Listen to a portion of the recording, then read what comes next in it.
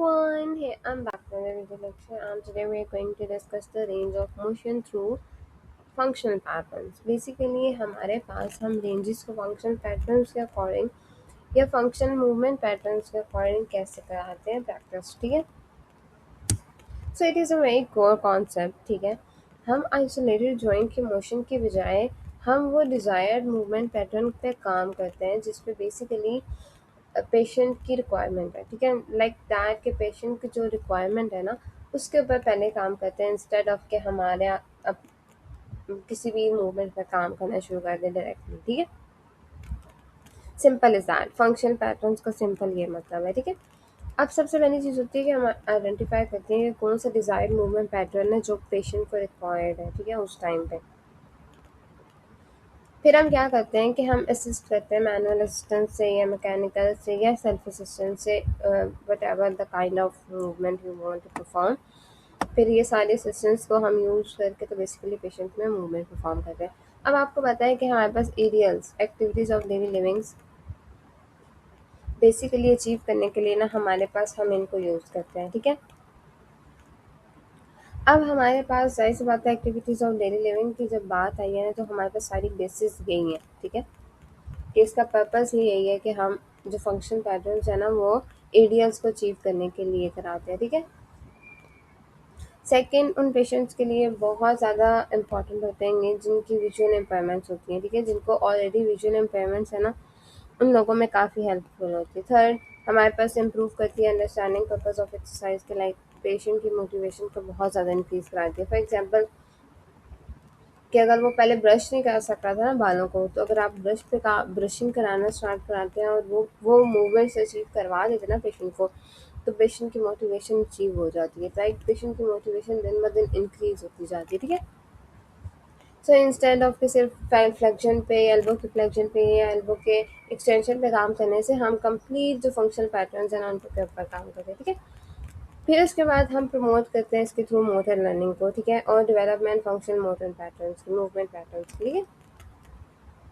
ये सारी motor learning तो आपको पता है कि मेजरली इफेक्ट होती है और मोटर लर्निंग को हेल्प करते हैं हम काफ़ी हद तक फंक्शन पैटर्न से, ठीक है. फिर स्ट्रेंथ और एंड्योरेंस को इम्प्रूव कराता है, पेशेंट को इंडिपेंडेंट करता है, बेसिकली उसको अपनी डेली लाइफ की तरफ वापस लेके जाता है, ठीक है. Major is that. अब इसके प्रोग्रेशन के कुछ स्पेसिफिक प्रिंसिपल हैं, लाइक पेशेंट जो है ना परफॉर्म करता है movement safely correctly without any assistance, ठीक है. अब इट डिपेंड्स, ठीक है, अगर स्टार्टिंग में हम असिस्टेंस दे रहे हैं और बाद में हम असिस्टेंस आहिस्ता आहिस्ता ख़त्म करते जाएंगे तो पेशेंट इजीली अपनी डेली फंक्शनल एक्टिविटीज़ को परफॉर्म करेगा, मोटर लर्निंग अच्छी हो जाएगी और फंक्शन इंडिपेंडेंस की तरफ वापस चल जाएगा, ठीक है. अब ना हमारे पास आपके बुक के आपके इस चैप्टर के एंड में ना उन्होंने प्रॉपर एक टेबल दिया हुआ है जिसमें उन्होंने सारे ना मेजर फंक्शन पैटर्न्स को डिस्कस किया, ठीक है, फंक्शनल रेंज ऑफ मोशन की एक्टिविटीज़ को डिस्कस किया, ठीक है. सो मेजरली इन्होंने ये कहा कि हमारे पास कुछ ऐसी बेसिक चीज़ें हैं जिनको हम बेसिकली काम करके जिनकी चीज़ों जो बेसिक ऐसे यूज़ हैं, ठीक है, जो डेली एक्टिविटीज़ को इम्प्रूव करा सकते हैं, ठीक है. जैसे अपर एक्सट्रीमिटी और नेक के लिए ना हमारे पास ग्रास्पिंग यूटेंसिल्स. अब किसी भी आप यूटेंसिल को ग्रास्प करने के लिए, ठीक है, किसी भी जैसे स्पून हो गया, फोर्क हो गया, आपके पास कोई भी चीज़ हो, ठीक है, उसके लिए आपको फिंगर की फ्लेक्शन एक्सटेंशन अच्छी करनी पड़ती है, ठीक है. तो आपने वहाँ पे काम किया, ठीक है. अब आप फ्लेक्शन एक्सटेंशन कंबाइन काम करोगे तो क्या होगी, ग्रास्पिंग इम्प्रूव हो जाएगी. फिर ईटिंग के लिए हैंड टू माउथ मूवमेंट, जैसे एल्बो की फ्लेक्शन होगी जिसमें फोरआर्म की सुपिनेशन होगी, शोल्डर की मूवमेंट होगी, ठीक है. तो आप ईटिंग के ऊपर काम करोगे लाइक हैंड टू माउथ या माउथ टू. हम बेसिकली तरीका ये होता है इसको पैटर्न को प्रॉपर के पेशेंट के हम पकड़ा देते हैं स्पून या कोई चीज़, पहले हम ग्रेस्पिंग पे काम करके ना फिर स्पून की गाइडेंस देते हैं और पेशेंट कहते हैं कि ये स्पून अपने मुंह की तरफ लेके जाए. अब इट सेल्फ या तो आप इस तरीके से सिखा सकते हैं कि आप खाना डाल के सिखा सकते हो, वो आपके ऊपर डिपेंड करते हैं, ठीक है. फिर शेल्फ के ऊपर रीच करना, लाइक ऊपर की कोई चीज़ उठानी है तो शोल्डर की फ्लेक्शन होगी, एल्बो की एक्सटेंशन होगी, ठीक है. इस तरीके से जो हेयर कमिंग की बात की थी हमने उसमें शोल्डर की एबडक्शन, लेटरल रोटेशन, सर्वाइकल की रोटेशन होती है.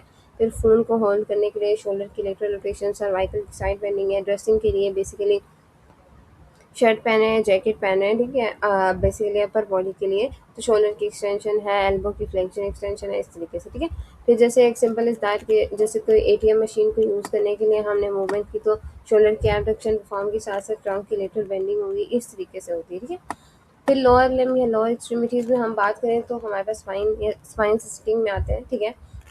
तो बेसिकली हिप की मूवमेंट प्लस नी की फ्लेक्शन होती है। फिर सिट टू स्टैंड में जाएंगे या वॉकिंग में जाएंगे, हिप नी की फ्लेक्शन एक्सटेंशन होगी और एंकल की मूवमेंट्स होंगी। फिर सॉक्स को वेयर करेंगे या शूज़ को वेयर करेंगे तो हिप की एक्सटर्नल रोटेशन, ट्रंक की फ्लेक्शन, ये सारे मूवमेंट्स आ जाते हैं आपके पास, ठीक है। और इस सारे में मेजरली इसी चीज़ पे बात हुई है, ठीक है। इसके अलावा ब्रीजिंग करवाते हैं ताकि रियल लाइफ एक्टिविटी की तरफ जाए। ब्रीजिंग एक्सरसाइज बहुत अच्छी होती है, बैक कोर आपकी बहुत ज़्यादा स्टेबल करती है, ठीक है। आफ्टर दैट हम कोऑर्डिनेशन, स्ट्रेंथ, इंडिपेंडेंस की भी इन्हांसमेंट करते हैं, उनको भी फंक्शनल एक्टिविटीज़ को इम्प्रूव कराते हैं। फिर हम गोल ओरिएंटेड और टास्क स्पेसिफिक की तरफ हमेशा हमेशा हमेशा जाते हैं। रेंज ऑफ मोशन इटसेल्फ अलग से करवाना सिर्फ बेड रिडन पेशेंट्स के लिए ज़रूरी होता है। जब हमारे पास असिस्टेंस देना स्टार्ट करते हैं तो हम कोशिश ये करते हैं कि एरियल्स को इम्प्रूव कराएं, ठीक है, डेली लिविंग की एक्टिविटीज़ को इम्प्रूव कराएं। आफ्टर दैट हमारे पास हम अचीव कर लेते हैं फंक्शन पैटर्न्स को, रेंज ऑफ मोशन को। So thanks for watching. कुछ चीज़ समझने कमेंट सेक्शन में आप पूछ सकते हो। फिर नेक्स्ट चैप्टर में हम नेक्स्ट चैप्टर को डिस्कस करेंगे। Thanks for watching.